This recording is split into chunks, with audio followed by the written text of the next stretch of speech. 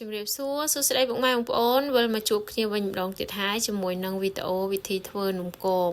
ខានជួបគ្នាយូរហើយបងប្អូនដោយសារតែរវល់បនផងការផងបងប្អូននៅជាប់គ្នាដឹកតែម្ដងអត់ដែលបានចេញវីដេអូថ្មីសោះឥឡូវនេះខ្ញុំបានចេញនៅវីដេអូមួយគឺពាក់ព័ន្ធជាមួយនឹងវិធីធ្វើនំគមរបស់ខ្ញុំនឹងគឺរៀងប្លែកពីគេបន្តិចបងប្អូនដោយសារម៉ាក់របស់ខ្ញុំគាត់ថាធ្វើឲ្យប្លែកបន្តិចប៉ុន្តែរសជាតិគឺឆ្ងាញ់ដដែលបងប្អូនប្លែកតែគ្រឿងផ្សំបន្តិចទេប៉ុន្តែរសជាតិវិញគឺនៅដដែលហើយនំគមនេះគឺធ្វើក្នុងពិធីបុណ្យគម្រប់ខួប15ឆ្នាំរបស់លោកយាយលោកតានៃខ្ញុំដែលបានចែកឋានទៅដូច្នេះហើយនំគមរបស់យើងគឺធ្វើមានចំនួនច្រើនគីឡូមិនត្រឹមតែធ្វើតែនំគមទេបងប្អូនគឺក៏មានធ្វើជានំសមចេកសមជ្រូកអីផងដែរឥឡូវពេលនេះយើងទៅមើលគ្រឿងផ្សំនិងវិធីធ្វើទាំងអស់គ្នាបងប្អូនដោយសារតែនេះខ្ញុំទៅពីភ្នំពេញទៅគឺអត់ទាន់ពេលវេលាដែលម៉ាក់របស់ខ្ញុំធ្វើទេអញ្ចឹងគ្រឿងផ្សំមួយចំនួនគឺគាត់បានធ្វើនិងរៀបចំរួចរាល់អស់ហើយខ្ញុំទៅដល់ហ្នឹងគឺអន្សមជ្រូកអន្សមចេកអីក៏គាត់វិចហើយអស់ហើយអញ្ចឹងនៅសល់តែនំគមទេដែលគាត់មិនទាន់បានធ្វើអញ្ចឹងហើយសណ្ដែកក៏គាត់បានធ្វើបានដាំបាយរួចរាល់ហើយខ្ញុំអត់បានថតទេពីដំបូងចឹងបងប្អូនពេលមើលរៀងដាច់បន្តិចបន្តួចប៉ុន្តែខ្ញុំនឹងរៀបរាប់ប្រាប់អំពីវិធីធ្វើទាំងអស់ដែរឥឡូវនេះយើងចូលមកដល់វិធីធ្វើតែម្ដងបងប្អូនសណ្ដែកបាយនេះគឺមានចំនួន1គីឡូកន្លះម៉ាក់គាត់ត្រាំទឹកទុកចោលហ្នឹងប្រហែលជា3-4ម៉ោងទើបយកទៅដាំដូចបាយអញ្ចឹងបងប្អូនហើយចំណែកឯដូងនេះវិញគឺមានចំនួន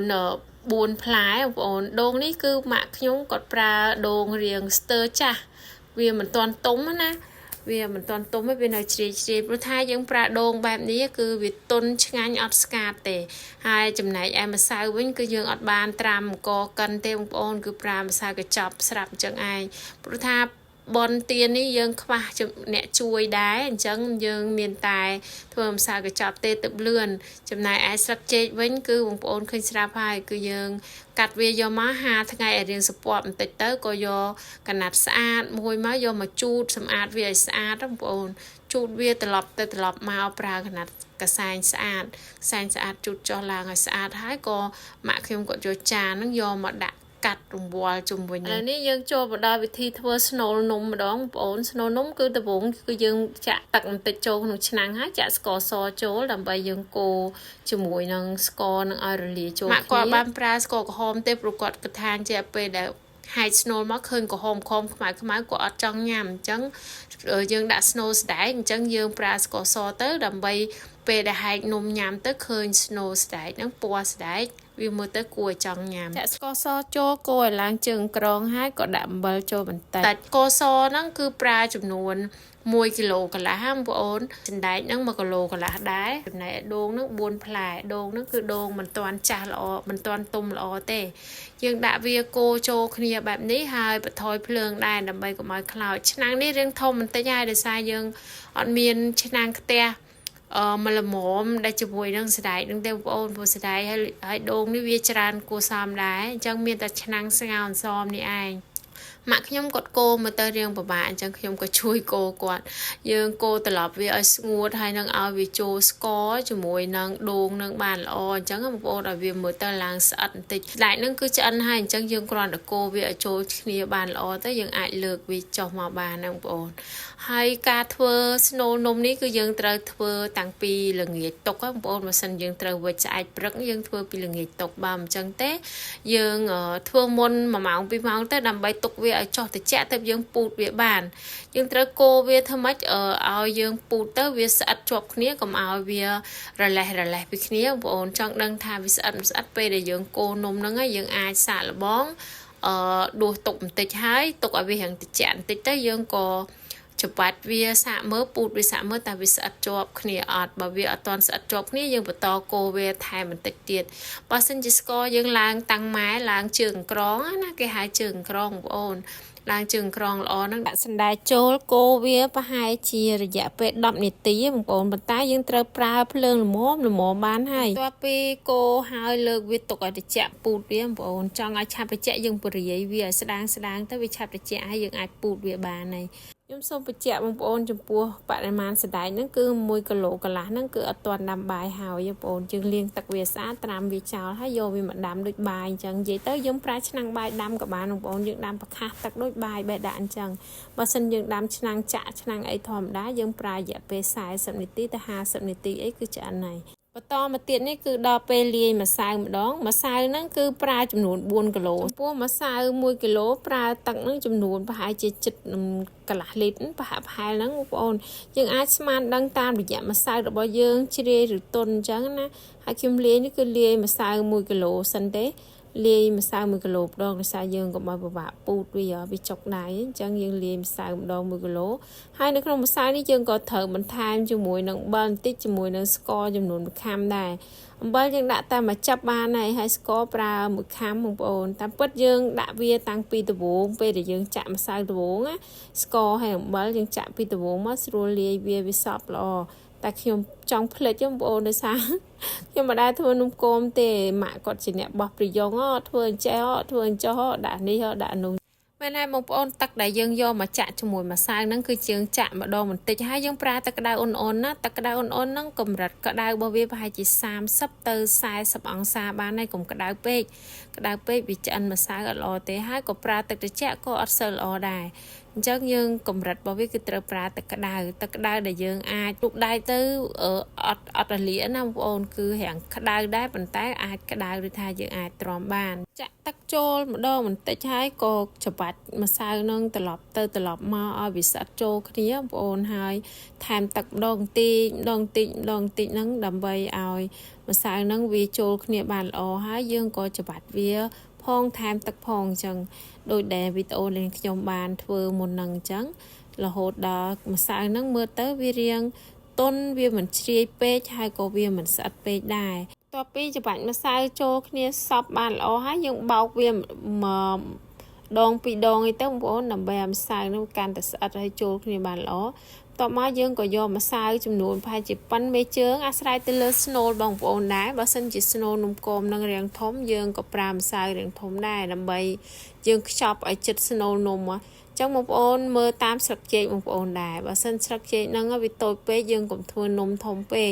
ចឹងយើងបន្ថយស្នូលឲ្យតូចទៅដាក់ម្សៅហ្នឹងក៏តិចដែរអញ្ចឹងទៅដើម្បីងាយស្រួលខ្ចប់វាអត់វាអត់លហែកស្លឹកអីអញ្ចឹងបងប្អូនយើងធ្វើឲ្យសមជាមួយនឹងស្លឹករបស់យើងហើយនឹងស្នូលរបស់យើងគឺត្រូវតែសមគ្នាបងប្អូនជួយចុច Subscribe YouTube Channel របស់នាងខ្ញុំផងដើម្បីទទួលបានវីដេអូថ្មីៗលើកក្រោយទៀតបើសិនជាមានកំហុសកន្លែងណាបងប្អូនអាច comment នៅខាងក្រោមនឹងបានឬមួយក៏មានវិធីល្អៗជាងនេះនិយាយមែនបងប្អូននំហ្នឹងនៅពេលដែលឆ្អិនហើយខ្ញុំញ៉ាំហើយញ៉ាំទៀតឆ្ងាញ់មែនតើដោយសារតែយើងដាក់ដូងវាអត់ទាន់ទុំល្អយើងដាក់ដូងដែលរាងទន់ណាហើយយើងដាក់ជាមួយសណ្តែកអញ្ចឹងទៅដូងហើយនឹងសណ្តែកហ្នឹងគឺវាផុយចូលគ្នាអត់មានជាតិស្កាតទេបងប្អូនហើយយើងប្រើស្កររាងតិចដែរអញ្ចឹងទៅវាល្មួតជាមួយនឹងម្សៅជាមួយនឹងអីហ្នឹងថាបងប្អូនណាជាតិខ្លាំងណាស់ញ៉ាំមួយហើយមួយទៀតអញ្ចឹងបងប្អូនដែលគិតគូររឿងសុខភាពរឿងអីហ្នឹងបងប្អូនគួរតែបន្ថយស្ករកុំដាក់ផ្អែមពេកណាមួយសណ្តែករបស់យើងហ្នឹងគឺវាមានវីតាមីនប្រូតេអ៊ីនវាមានសារជាតិចិញ្ចឹមច្រើនមែនតើនៅក្នុងហ្នឹងហើយក៏វាមានសារជាតិជួយកាត់បន្ថយជាតិស្ករនៅក្នុងឈាមរបស់យើងអីដែរអញ្ចឹងយើងធ្វើស្នូលនំយើងបន្ថយស្ករទៅដើម្បីឲ្យយើងទទួលបានអត្ថប្រយោជន៍ល្អពីសណ្តែកក៏ដូចជាដូងអីអញ្ចឹងណាចឹងបងប្អូនគួរតែកាត់បន្ថយញ៉ាំផ្អែមបន្តិចទៅប៉ុន្តែពេលខ្លះនំបើសិនជាអត់សូវផ្អែមក៏អត់ឆ្ងាញ់ដែរប៉ុន្តែគ្រាន់តែថាយើងបន្ថយបន្តិចតួចណាព្រោះអីជាទូទៅខ្ញុំញ៉ាំនំរបស់អ្នកផ្សេងគាត់វិញផ្អែមខ្លាំងណាបងប្អូនផ្អែមយកតែមែនតែបើខ្ញុំធ្វើខ្លួនឯងគឺអត់សូវផ្អែមទេបងប្អូនប្រហែលជារៀងប្លែកបន្តិចហើយនំគមជាធម្មតាគ្មានពីណាគេដាក់សណ្តែកទេតើតនំបត់ឬមួយពពួកនំស្នូប្រៃអីបានគេដាក់សណ្តែកហើយសណ្តែកនេះមែនហើយបងប្អូនភ្លេចបញ្ជាក់សណ្តែកនេះគឺសណ្តែកបាយសណ្តែកបាយដែលគេបកសបកហើយអីហើយស្អាតហើយអញ្ចឹងយើងយកវាមកត្រាំទឹកទៅហើយដាំវាដូចបាយអញ្ចឹង ឥឡូវនេះគឺនំហ្នឹងគឺបានវិចហើយរួចរាល់ហើយបងប្អូននំហ្នឹងគឺមិនមែនវិចតែខ្ញុំម្នាក់ឯងឬមួយជាមួយម៉ាក់ខ្ញុំទេគឺបងប្អូនសាច់ញាតិមិត្តហ្នឹងគឺគាត់មកជួយវិចហើយបន្ទាប់ពីវិចហើយហ្នឹងគឺយើងយកវាមកដាក់ចំហុយក្នុងឆ្នាំងដោយសារយើងអត់មានឡាវសឹងហ៎បងប្អូនអញ្ចឹងប៉ាគាត់ច្នៃយកត្រឡោកដូងដែលយើងកោសសាច់ដូងចេញហើយហ្នឹងយកវាដាក់នៅក្នុងឆ្នាំងទៅចាក់ទឹកទៅដើម្បីធ្វើជាជើងឡាវសឹងដូចជើងឡាវសឹងអញ្ចឹងដើម្បីយើងដាក់កញ្ច្រែងនំចំហុយបងប្អូននំនេះយើងអត់ស្ងោរទេណាគឺយើងប្រើចំហុយការចំហុយយើងចំហុយវារយៈពេលប្រហែលជា20នាទីអីហ្នឹងបងប្អូនគឺវាឆ្អិនហើយព្រោះថាស្តែករបស់យើងហ្នឹងក៏ឆ្អិនស្រាប់ហើយម្សៅហ្នឹងក៏មិនជាក្រាស់អីណាដែរអញ្ចឹងយើងប្រើរយៈពេលប្រហែលជាខ្ទង់20នាទីជាក់ស្ដែងបងប្អូនអាចមើលបានក្រែងលោចំនួននំបងប្អូនដាក់រៀងក្រាស់ឬស្ដើងអញ្ចឹងវាឆាប់ឆ្អិនឬក្រឆ្អិនទៅតាមនឹងដែរអញ្ចឹងយើងអាចយកវាមកភ្លក់មើលបានជាធម្មតាការវិចនំនេះគឺសិតតែជាជំនាញរបស់ចាស់ហើយបងប្អូនអញ្ចឹងយើងក្មេងៗប្រហែលជាមិនអាចស៊ូជាមួយគាត់បានទេយើងអាចនឹងស៊ូព័ត៌មានពីគាត់បន្ថែមតាក់ទងជាមួយនឹងចំនួននាទីចំនួនម៉ោងបរិមាណអំបិលស្ករប៊ីចេងម្សៅទឹកអីអញ្ចឹងណាយើងសួរយោបល់គាត់បន្ថែមទៅដើម្បីឲ្យកាន់តែច្បាស់ឥឡូវនេះវីដេអូធ្វើនំហ្នឹងគឺចប់បងប្អូនឥឡូវមកទស្សនាផ្លែស្វាយចន្ទីម្ដងចន្ទីចំការប៉ាខ្ញុំហ្នឹងគឺទុំហើយបងប្អូនទុំមួយពេញដើមរៀងបានច្រើនជាងមុនហើយចំការអ្នកចិត្តខាងនៅចិត្តហ្នឹងគឺគាត់បានបេះតាហើយស្វាយចន្ទីឆ្នាំនេះដល់ដំបូងនឹងបាន1គីឡូ6000បងប្អូនហើយនៅថ្ងៃទី3ខែ3ដែលនឹងខ្ញុំទៅហ្នឹងគឺធ្លាក់មកនៅត្រឹម1គីឡូ5900